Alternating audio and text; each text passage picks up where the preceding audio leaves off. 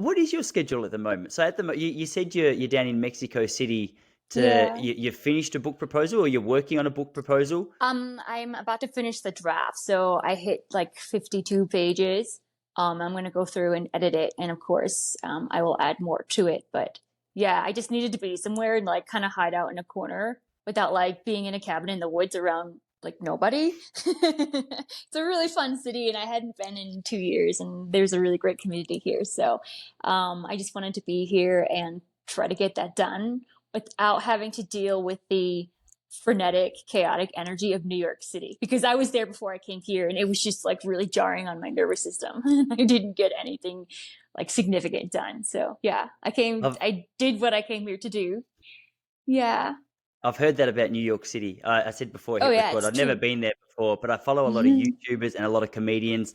There's a guy, Casey Neistat, whose office is based in New York City, and he speaks about the frustration he has trying to record script and trying to record film, where there has to be like a monologue recorded because the road outside him, I'm not sure what the It's street true. name is, but it's just constant buses and Oh, car horns and people yelling, and it looks incredible. But I can imagine for an author or someone who's trying to focus for some time, it could be as you say, frenetic and true.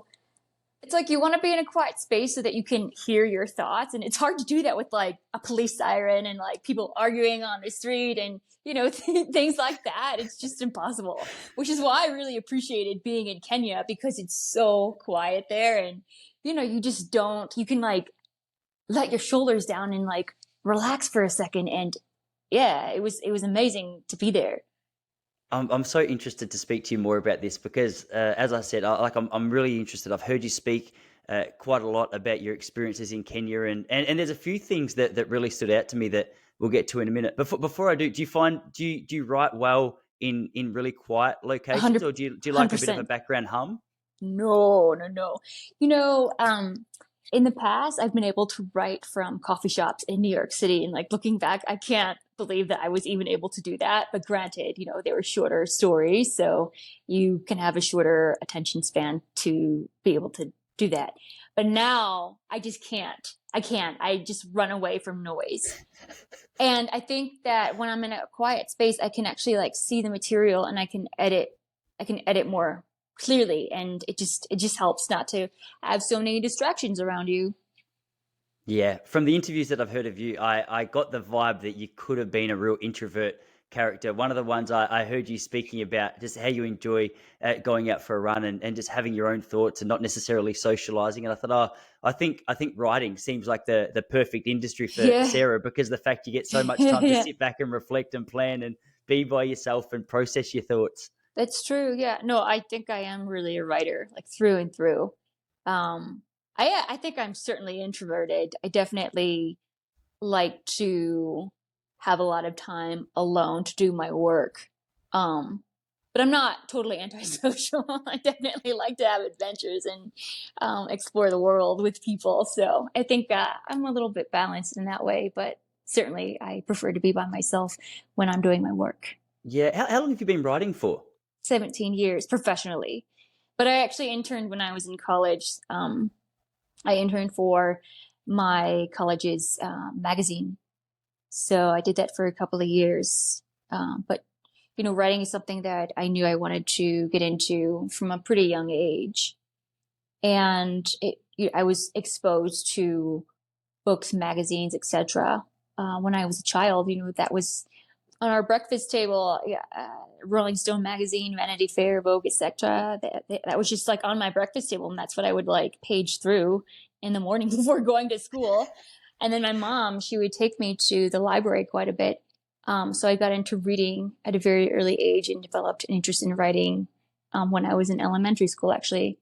So I think it's unusual for a kid to understand their direction in terms of their career. But mine, I knew what I wanted to do. So I did what I could to pursue that in terms of, developing my skills, in high school and in college. Yeah. So I've been writing for a really long time is my point.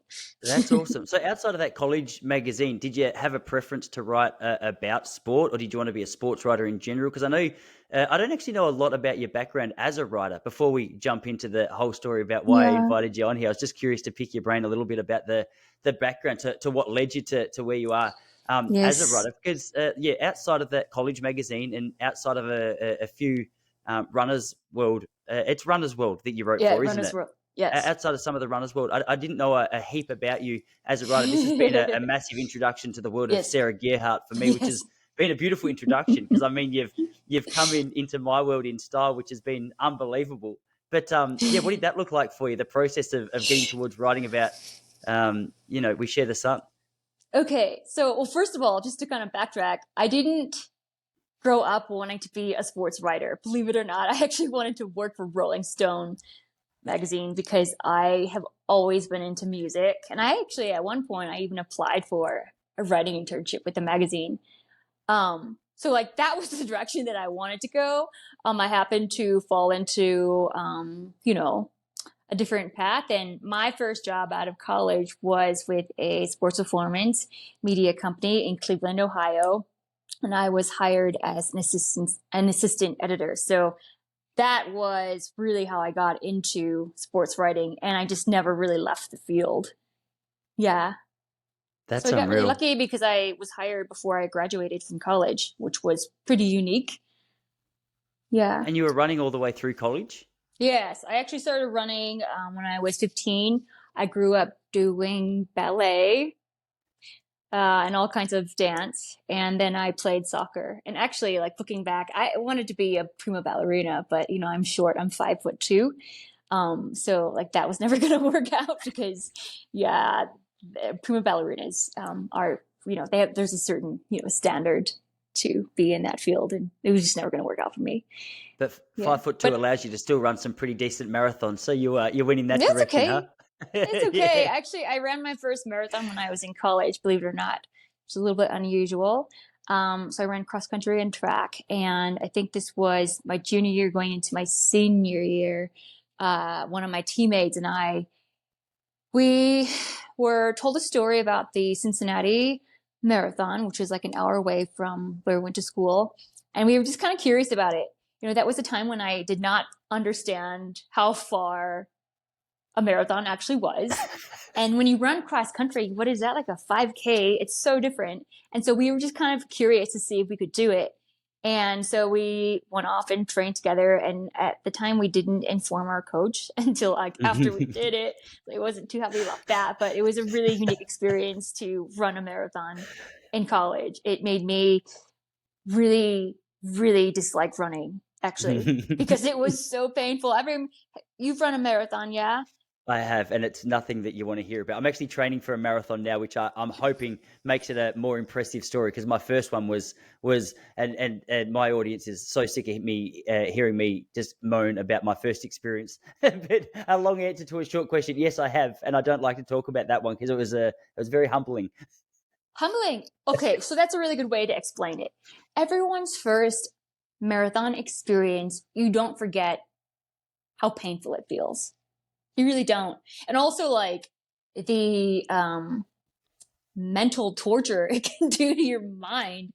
I just was not prepared for that. And I was just kind of questioning, like, do I really want to ever go through this again? And I actually thought, no way do I ever want to run another marathon. So it took like a couple of years before like I kind of forgot about that. And then I ended up doing another one. And, like since then I've done 14 total. So It's so funny how it just keeps bringing you back for more, isn't it? I can see the appeal for something so painful on your first attempt, and even on the many marathons after that. It blows my mind how many people still love it. There's something about that. I'm not sure. It sounds like the way you explained your early stages with your writing that you like that structure and you like that scaffold a little bit in your day just to help you work well. I like that planning element. That's been my favorite experience with I'm doing a marathon in October over here, and yeah, it's the Melbourne Marathon. And what I've loved about it is I do a lot of coaching, and yeah, I love setting the programs for the athletes that I coach. But one thing I miss every time I write a program, especially for my marathon runners, is I miss that personal structure in my day-to-day life. So that's been one thing that I mean, I've got elements of it with work and things like that, but it seems so black and white with a lot of the running. It's like, all right, well, if you want to run a marathon, you have to do your weekly long run. And it's just, I feel like it serves for me as a nice reminder of what's required to do it well. Yeah, definitely. Yeah, I mean, the structure is nice, the routine is nice, but also if I'm going to be running nearly 50 miles a week, I want to put that towards something and not just like go out and do it kind of mindlessly. Cause I like to have something that I'm working toward. Otherwise it kind of feels like, what's the point? So Yes. yeah. So much easier to train when you've got that goal in mind, isn't it? Yeah. Yeah, definitely. And also I think I've always really savored that feeling of being on a start line with, so many people in your corral, and there's that really special energy that I can't even fully describe it in words, but I've always said that I wish I could bottle that feeling and share it with someone who doesn't understand the sport. So, it's really lovely. And even though it's like so small and it's so brief, that's like enough. I mean, that makes it all worth it. Yeah. Yeah, it really does. That's a good way to put it. Yeah, I often hear people say that with running, that if you could just bottle the experience and pass it to someone, it'd be a pretty highly sought after drug. Yeah. It's very true. So it's interesting just to get a little bit of a background, and obviously I've had the opportunity to know you coming on here and hear a little bit more about your thoughts and everything that's gone into it. So I understand that there's a little bit of a collision of two worlds, for lack of a better expression, between your running and your riding, and everything that goes into doing either of those two well. So it's no surprise to me, I don't think, hearing about your venture into the world of Kenya, and particularly that of Patrick Sang. But I thought you're going to do a lot better job of explaining sort of what it was that lured you into this particular topic, because as we say, running's like a relatively unique world. Like when you get inside it feels big, but from the outside, not a lot of people know much about running. And then you get more specific and you head to Africa, which is where the best of the best, especially on the East Coast, or Kenya more specifically. And that's a smaller world still, but a small world where some of the highest quality, not only athletes, but from what I've read in your book, just people spend their time, spend their days training. I mean, it's a beautiful topic to write about. But what was it that sort of drew you towards, what turned out to be We Share the Sun? Yeah. No, I mean, definitely unique. Okay, so over the years, I've had the opportunity to profile, interview runners from East Africa, mainly Kenya. And it was in 2017, I believe, when I had the opportunity to follow Emmanuel Mutai at the Boston Marathon, who was, at the time, he was the number one entrant in the field. And I got to go, behind the scenes and follow him over the course of the weekend. And just in conversation with him, I was just so curious what life in Kenya was actually like. It's really different when you're sitting across from someone and they, have a conversation about it. They tell you like, oh, there are a lot of tea plantations and running at altitude, etc., uphill, etc. But I wanted to see it for myself and really kind of understand the culture a little bit. And so it was always in the back of my mind to go to Kenya and do something in depth.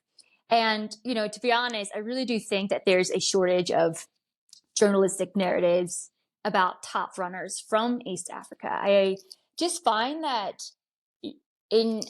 when they're profiled, it's more like it's always about their athletic endeavors and not so much the human interest side. And that's more of what I wanted to explore. And, when I was thinking about this book and how I wanted to go about telling the story of Coach Sang. Well, initially the idea was a little bit different, so I did kind of pivot for the book a little bit. I wanted to do a whole book on profiles of runners from East Africa, but my literary agent at the time didn't really think that was engaging enough, and so I thought, okay, well, who's behind the talent? And so as I was researching, of course, Coach Sang's name came up, and I didn't really know that much about him, to be perfectly honest. And there isn't that much information about him online. But as I was reading about the fact that he was a collegiate athlete at the University of Texas in the mid 80s, I was like, whoa, that's got to be, I bet he has like a million interesting stories. Because what was it like to be, coming from Kenya to Texas, of all places in the world, in the mid 80s, like, whoa, I need to know so many things right now. And also the fact that, you know, he is self-coached to 2 world championships and 2 Olympics. I was like, that's wild. I need to know so much more. And not only did he compete in 2 Olympics, he also medaled. This was in 1992 in Barcelona when Kenya swept the podium in the steeplechase. And so I thought, wow, like he, not only is he phenomenal coach, he was also a phenomenal athlete, which I think is like pretty rare. And so I just, oh my gosh, my mind was spinning with questions. And so I had this idea, like I've got to know him better. And we had a mutual contact. And so I reached out to this contact and I explained to him, this is what I want to do. And he was pretty frank about Coach Zhang is a really private person. I can't say that he will agree to this, but I will at least relay your idea to him. And then, long story short, Coach Zhang wanted me to present the idea in more detail. So like, I actually sent him an outline, a full like chapter outline, a timeline as well. And my proposal was like close to 50 pages. So I was pretty, I had a lot of direction, I'll just say. Like I knew exactly what I wanted to do. So in wanting to understand who Coach Zhang was, I also wanted to explore the culture of elite distance running in Kenya and, you know, sort of offer a behind the scenes glimpse into that world that I think is kind of misrepresented or misunderstood in Western media, sometimes oversimplified. So really, I just kind of wanted to be there and immerse myself and just kind of get a better understanding, better feel on what it's actually like there. Because it's one thing to read, you know, pretty briefly in an article versus to go there and, you know, to kind of like live that lifestyle. Yeah, it was quite unique. Yeah. Yeah. When you say that the lifestyle over there is oversimplified in Western media, what do you think some of the things that we skip completely over are? Like I can imagine there's so many things for the sake of brevity, but it'd just be interesting to hear from someone who's spent so much time over there now, especially working so closely with, you know, Patrick Sang and the athletes that are under him.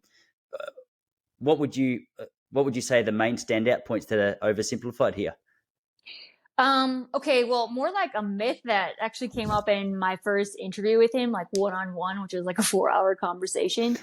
Okay, so like there's this myth about Kenyans are so good because they just run back and forth to school. He like flat out squashed that. He was like, no. I mean, I definitely encountered some school children who walked barefoot to school, but like, you know, there's this idea that that's where the talent comes from, which when you think about it, is like kind of ridiculous. There's so many other things that, you know, go into the reasons why they dominate so well, but there's that. Yeah. So within those 50 pages of that first draft or that proposal that you sent to Patrick Saint, like when you look at the end result, is it pretty closely tied to what it was you originally thought that you were going to be speaking to him about and working with him on? Totally. I use like 90% of that material in the actual book. Because like when you write a proposal, at least from like my perspective, like you're writing it as if it's like going into the book. So I definitely put a lot of work into that. It was like real writing for the book. So yeah.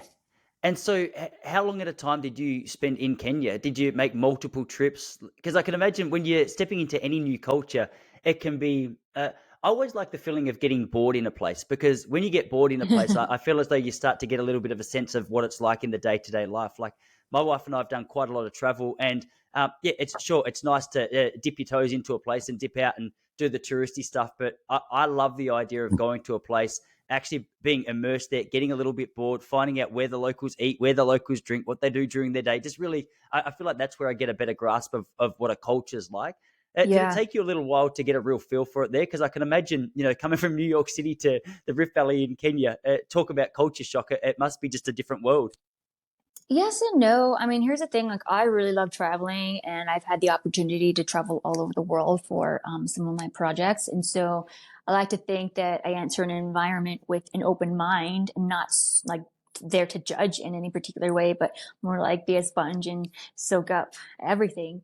I took 2 trips.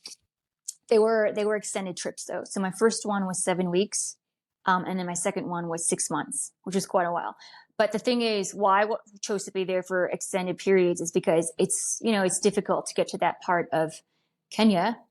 Not only is the flight long, it's also I flew from New York to Nairobi, and then you either have to stay overnight or stay up and then take another flight to Eldoret, and then you drive like almost an hour to get to that area. So, my point is like, it's a lot of effort to get there. And so I just couldn't imagine like going back and forth like a week at a time, like what that would do to like my body and productivity. And it's actually like a really cool place to station yourself because it's a lovely environment, especially as a runner. I mean, of course I appreciated that, but I was around some really lovely people, so I didn't mind at all. But, that being said, to also add to your comment, I don't really believe in visiting somewhere for just like a few days, because that to me is like a superficial engagement.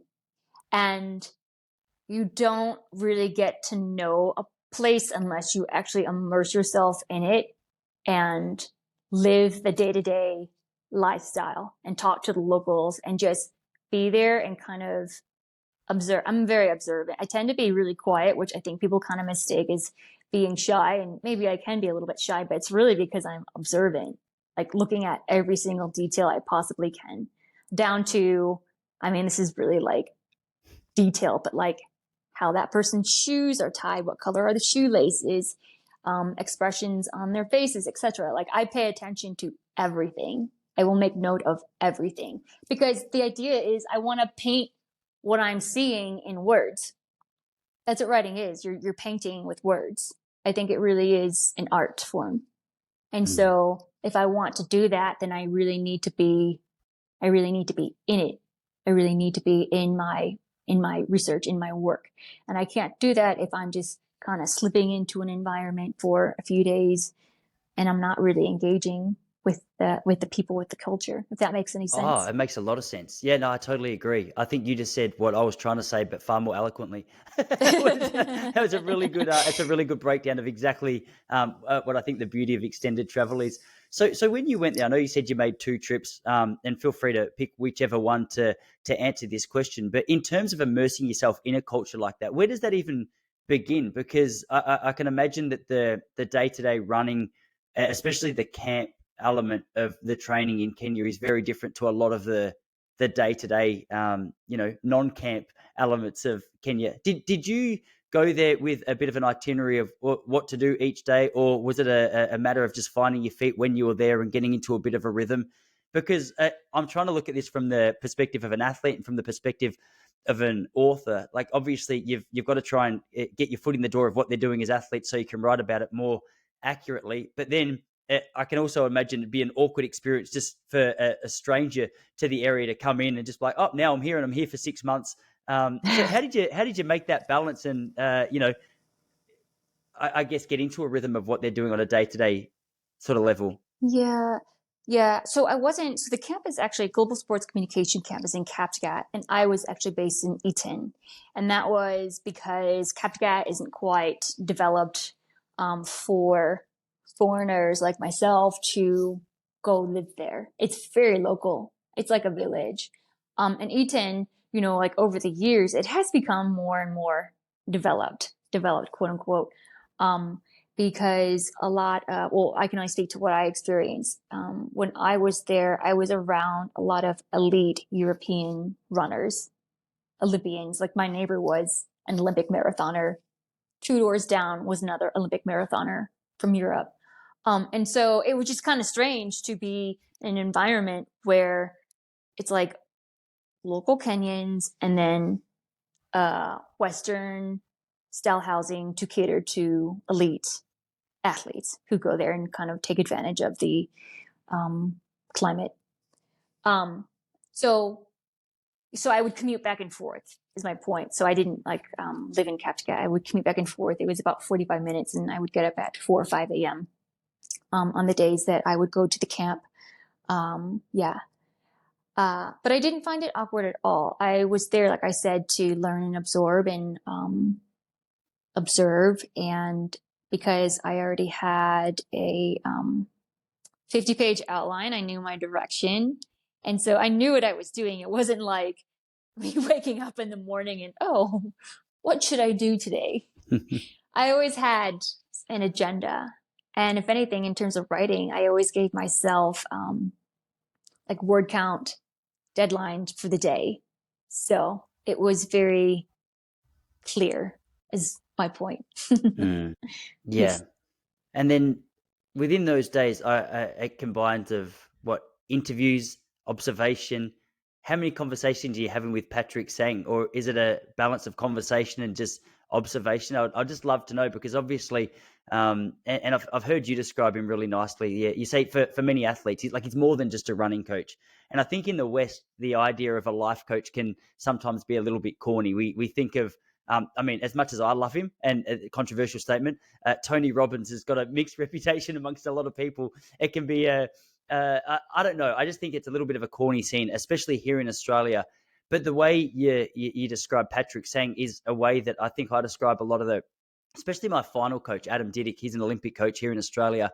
And one thing I loved about him was he's a close friend of mine that had not only a great knowledge, but a great passion for performance in the sport of distance running. But beyond that, he wouldn't let you get away with things in your outside life, which could play an impact on your running performance. And for example, he pulled me aside plenty of times when I was 19 and started training with him, just giving me general advice on structuring finances and getting a little bit of clarity about career, and explaining to me that, running's going to be in your life for another 15 years at a competitive level. So beyond that, like, you're not going to fund your life with distance running. And, there's a lucky few. And the way you describe Sang sounds like him working with the best athletes in the world. So I don't know if you could speak to that idea of him being a coach and a life coach, for lack of a better phrase. Yeah, I mean, that's exactly it. So I want to read this quote. What is It that? sounds beautiful. What is that? I reckon it's the platform that we're using has the option. No. Oh, what are you doing? We're doing a meditation together. Okay, so that's funny. So, like, side note, you're gonna have to cut that out, or maybe not cut it out because it's like real me. I usually put on a sound bath every morning on like Spotify. That's how I start my morning. I put on this. That sounds awesome. What was it? The Spirited Self? No. I don't know, like, what. Well, this is like after the sound bath, like, this automatically plays. So now like I'm kind of like a spiritual person, and I love sound baths. Like, I've that's never part heard of the my phrase life. sound. What is a sound bath? A sound bath is it's like when you're like kind of, well, you can do it multiple ways. In yoga, you lay on the mat and like it's like singing bowls and the gong and things like that, and it does something to your brain. Yeah, Like it's supposed to like a hum at the end of a yoga session. No, it's more than that. You can Google it. Like, we're like getting off topic, and I'll also I'm going send to you this. Google it. And I've told But everyone that I'm going to be speaking to you about Patrick Sang and the Kenyan athletes. And now people are getting walked through a guided sound bath. I mean, it's interesting. But we'll use that as the your own real personal. me. I totally, yeah. I'm gonna That send was you awesome. every more. Anyway, so I'm gonna listen. I'm gonna read. Did you want me to this ask the quote. question again? Because I mean, that was a curveball for you. We were just getting into. No. You got it. Okay, yeah. So in terms of Patrick Sang being more than just an athletic coach, that is very, very true. And there's this quote from an interview he did with World Athletics that I think really summarizes your point and my point. And I'll just read it to you. It says, the whole idea is to make these athletes an all-around person. We encourage them to have dialogues and interact with each other to grow and encourage the development of different skills. You don't want to make an athlete who is great at running, but then when it comes to social skills, they're like monsters or superstars who are out of touch with the real society. And, his coaching methods, yes, they have been described as having a holistic approach. And I think holistic can be kind of overused. But, in his mind, this is something that I wrote in the book. In his mind, an athlete is not simply an athlete. He wants every athlete to consider, who are you? Like, that's the root of the question. Because at the end of the day, an athlete's life is very short. So, like, what are you going to do after you leave the sport? So, you know, there's also this lovely question that I also put in the book is if you take athletics out of a human being, what is left? What is left? And I think that's really important to think about. Like how do you want to stand in the world? And running is not entirely who you are. It's just something that you do. So, like, how do you want to contribute beyond, this thing that you do? If that makes sense.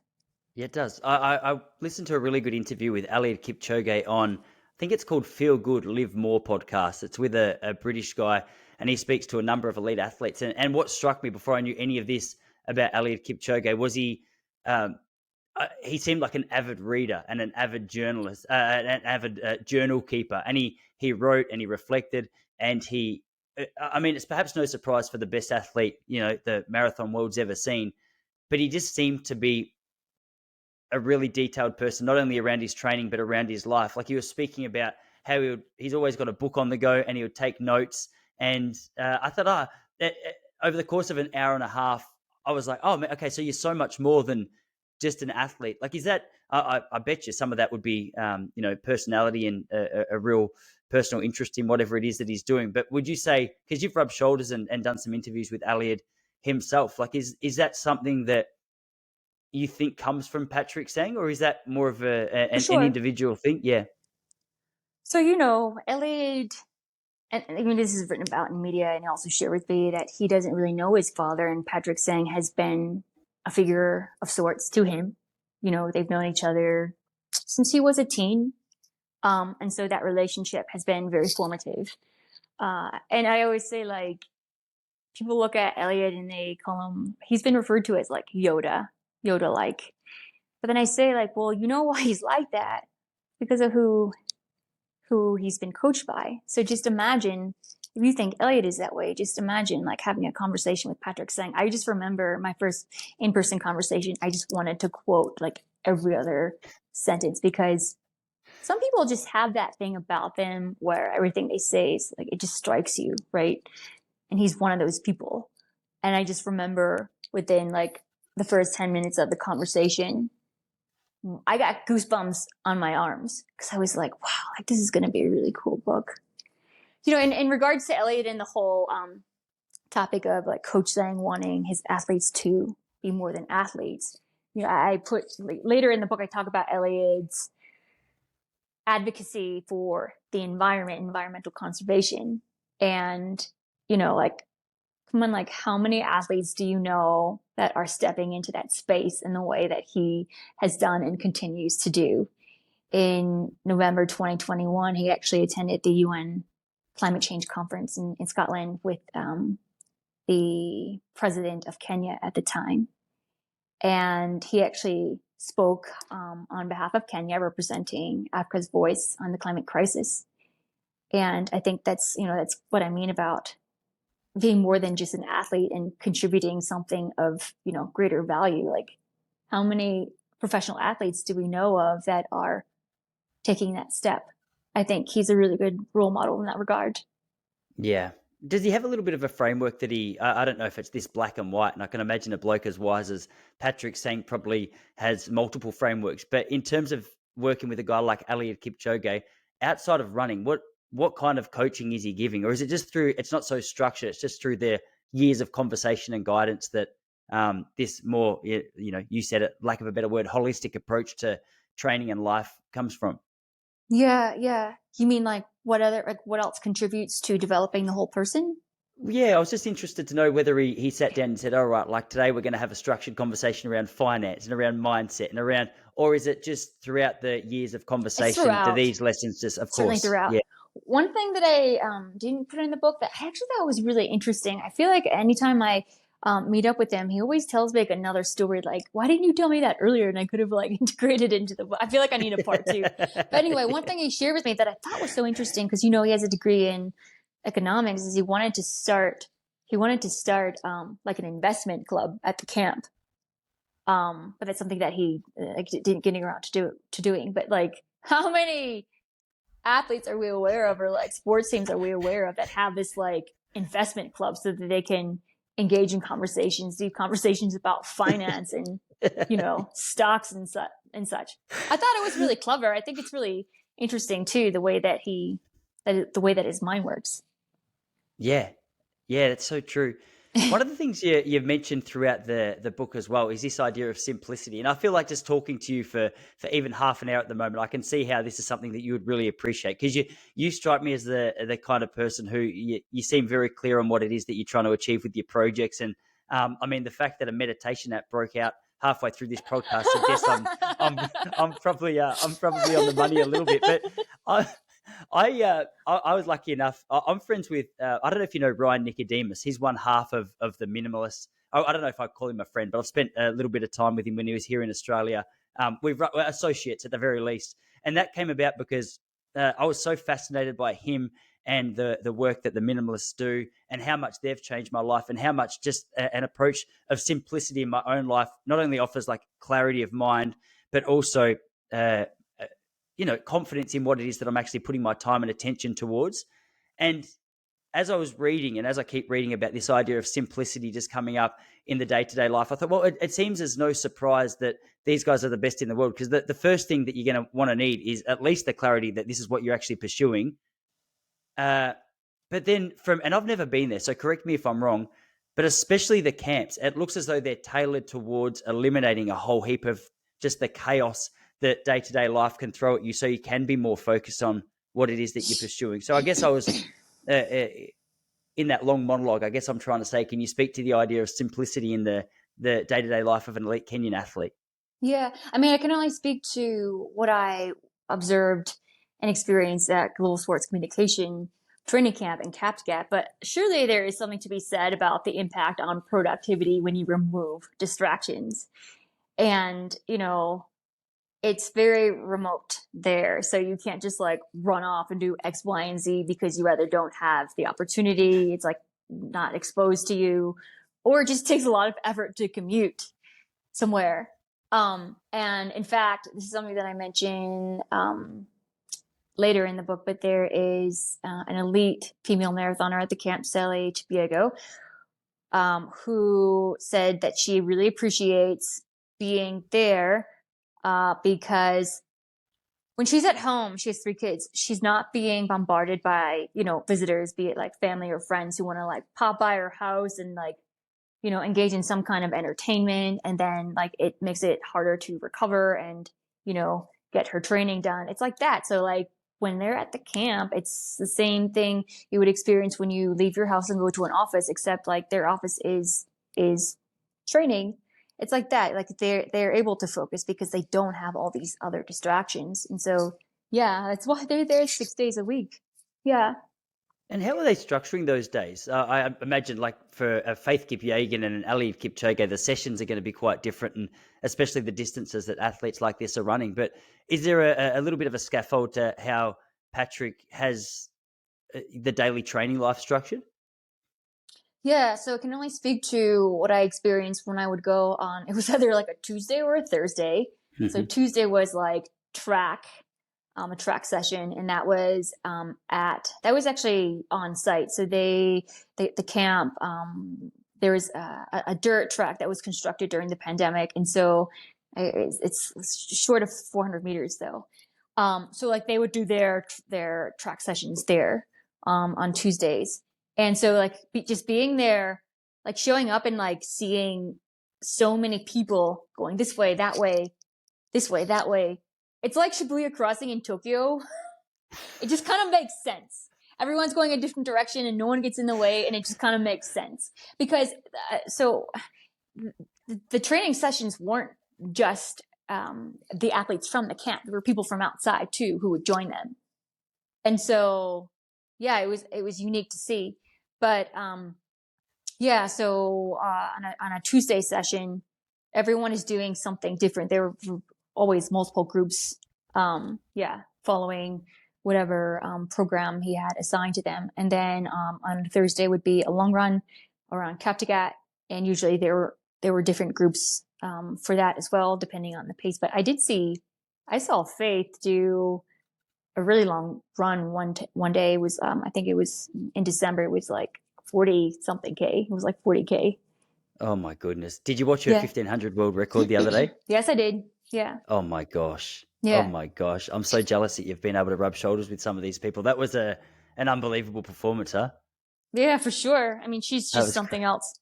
Yeah, That very was impressive. crazy. It was crazy to see Jess Hull, who's the Australian record holder. She finished third in that race. It was wild that she was 8 seconds behind, and Yeah. it was just the most unbelievable run.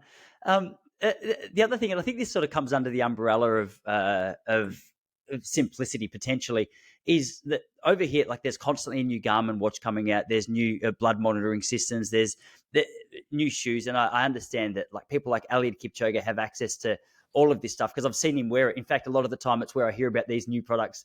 But I've seen a number of documentaries. I've read your book. I've heard you speak on this a little bit. The idea of gadgets doesn't seem to be a real obsession with the Kenyan athletes that you've worked with. I mean, there's so many athletes that I coach, and this isn't a knock at them by any means, but there's a real obsession with heart rate and with the technology and with the recovery. And I mean, I'm a fan of it. I see where it comes from. I see where the interest comes from. But sometimes the idea of success leaving clues can be, hey, sometimes you just got to leave your, that analytical mind to the side and let your body just go out and do its thing. And that's the vibe that I get from the Kenyans that you've written about. They're not as obsessed with the gadgets as what we are. They're more obsessed with, just doing the work well and then recovering and then repeating that process. Mm-hmm. It's a good formula. Hard work. Yeah. Okay, so I can't speak for everybody, but in my experience, I tend to get really anxious if I am running or racing with the watch and look at it and then that number gets into my head and then I can like unravel or whatever. And I used to have a TomTom and I ended up just like throwing it away. And I It's a didn't replace tom-tom. a TomTom. It's a watch. Ah, yeah. Yeah. And now I don't even wear a watch. I don't even have one, believe it or not. So if I do want to track my run, I just have an app on my phone, but I don't look at it because I run with a water bottle that has a pocket. And so it's in there. So I'm not distracted in that way. But, everyone is different. I'm not saying that there's one way to approach the sport. And if it works for you, then it works for you. But that being said, running is a very pure sport. And, at the end of the day, you can do a lot with just a pair of shoes. So it's true. It's a really good point. It's a really good point. It just serves as such a good reminder because even myself, I find it fun to go out with, look, I've got it right here. I find it fun to go out with my Garmin and come home and look at the splits and convince myself that I'm in the best form of all time and that my breakthrough is coming, even though I'm 36 and training 3 times a week. But yeah, I find that opposite side of that really true as well. Just getting out there in a pair of shoes. And in Australia, they like to encourage a pair of shorts as well. But with the pair of shoes and a pair of shorts, you can go out there and get so much hard work done and see the breakthroughs. And it just alleviates so much of the stress that can come with that over analytical approach to whatever it is that you're training for. Yeah, that's true. Yeah, over analytical. That's very true. And another thing too for people to understand is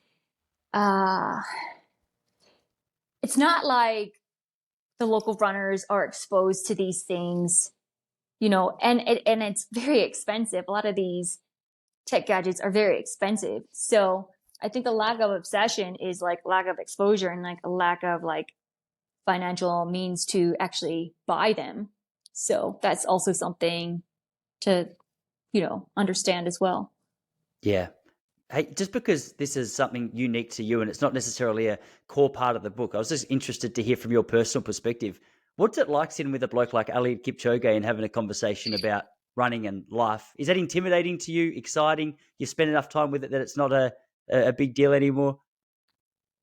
I mean, I wouldn't say it's not a big deal, but I've been interviewing professional athletes my entire career. And at the end of the day, they're all human beings.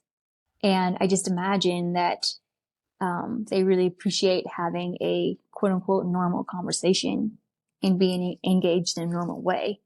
I think he's a tremendous athlete, and I always appreciated sitting down with him. And he has a special energy. Some people, they just have this like really calming, interesting energy about them. I can't quite put that into words. So I'm not describing it well, but Yeah, same with Coach saying, like, certain people, they walk into a room and you just kind of notice them, right? Because they have this like unique thing about them, and he's like that. Sure. Yeah, that's so Mhm. true. I always wonder with those situations because if I ever meet someone that I admire or look up to, I always definitely notice that aura, and I can never figure out if that aura or that energy is because I respect and admire them so much, or whether they just give that off, even if they were just a random person from the street. I don't know if you got any thoughts on that. Yeah, I mean, some people are unique in that way. I was recently in Jamaica, and Usain Bolt showed up at this track meet, which I was really hoping he would do because I hadn't had a chance to meet him in person yet. And the moment he showed up, at least 2 dozen media surrounded him, and I actually felt kind of bad for him because here's someone who is in his home country and he just wants to come and have a good time, and he can't take one step without a camera on his face. Um, but he's Usain Bolt, so it's kind of like that just comes with the territory. Um, but I did beat him, and I I saw I you. did I get. saw your Instagram photo with him. Actually, I mean, that's that a was great photo. cool. That was cool. He's lovely. I would love to have like a deeper conversation with him another time in the near future, and I hope that happens. Um, but yeah, like my point is, certain people, they just carry this unique vibe about them that makes people go crazy at the sight of them. Yeah, yeah, like my wife with Harry Styles. What I think is interesting is if you encounter an athlete or maybe an actor who has been really successful and done remarkable things, people just want to like touch that person, like touch their arm just to make sure that they're like human or real. I think that's kind of funny. They just want to like shake your hand and like poke you. I've seen that. It's kind of strange. Yes, they are a person. Yes. I know we're sort of limited for time. It's getting late in your evening over there in Mexico City, but there was a couple of quick things that I wanted to throw at you to hear your thoughts on this. The one thing that always strikes me about Kenyan athletes that I never see here in Australia, I don't see much in America, is that whether an athlete finishes first or second, despite the competitiveness, you'll often see second place running across the line and celebrating as hard as the first place winner. And I mean, it's beautiful to watch, but I don't think I've ever finished second behind a teammate and celebrated for him because the truth is, I'm not that happy for him. I wanted to beat him. And I know that speaks more to my character than it does to anything else. But it, I'm imagining, like, I know every athlete in Kenya is not coached by Patrick Sang, but this community vibe or this idea of paying it forward and celebrating those around you, like the successes of the community that you spend time training and running with. It, I don't know, that it's just a unique thing that I don't see any others do apart from Ethiopians and Kenyans. Yeah, so okay, there was something that I witnessed before a long training run one time in Kenya, where the group gathered and Coach Sang called out a couple of runners who had just returned from Europe after they competed in, I think it was the Paris Marathon, another race as well. One was a woman, another was a male, and everyone clapped for them and they celebrated. I think one woman finished. She didn't win it. I think she was like top five, top three. I don't recall. But they were there like celebrating that. That was a victory. That was considered a victory.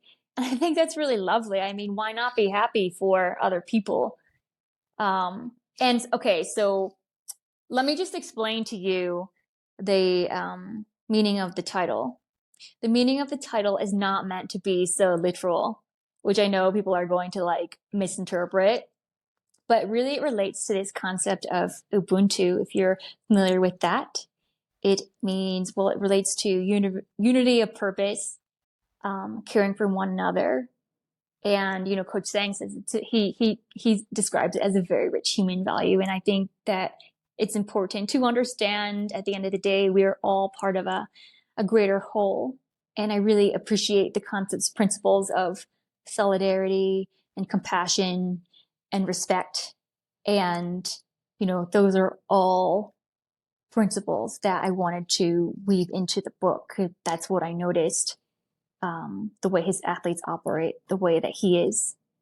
And, we share the sun. I think it's really unexpected as well for a sports title. And it was meant for, I want people to really like think about it, ruminate about it. Yeah. It was so cool. It's funny you say that because before I knew anything about what it meant, I thought that is an unreal title. And I think it helps. I was going to ask you about who did the cover as well, because the cover is awesome. Like it just stands out. It looks unbelievable. Yeah, so it was a design firm in Portland, but I remember waking up and like seeing the email of here's the sample, and I was kind of like crossing my fingers that it would be nice because you don't always, I had reference photos that I had shared.